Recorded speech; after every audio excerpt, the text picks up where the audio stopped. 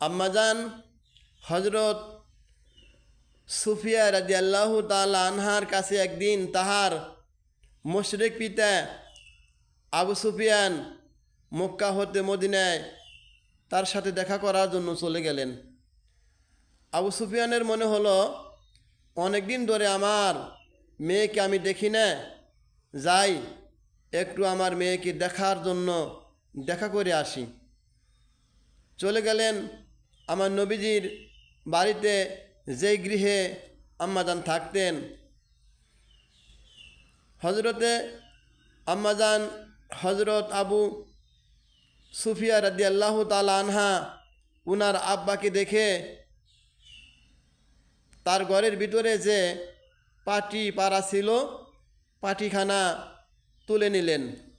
এই দৃশ্য দেখে আবু সুফিয়ান রাদিয়াল্লাহু তাআলা আনহু তখনও মুসলিম হন নাই, বললেন, হে মা, তুমি আমার মেয়ে, তোমাকে আমি কত ভালোবাসি, মোহাব্বত করি, তোমাকে দেখার জন্য সুদূর মক্কা হতে মদিনায় এসেছি।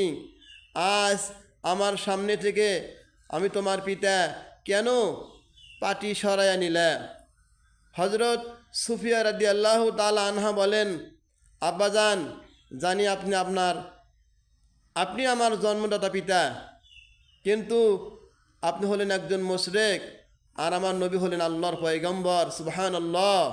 যেই পাটির উপরে বিশ্ব পয়গম্বর বসেন, ওই পাটিতে আমি কখনো একজন কাফেরকে বসতে দিতে পারি না। বাবার ব্যাপারেও তিনি কার্পণ্য করলেন না আমার নবীজির সম্মানের জন্য। আমার পিয়ারা নবীর স্ত্রীগণ তাকে কত ভালোবাসতেন, মহব্বত করতেন। আল্লাহু আকবার।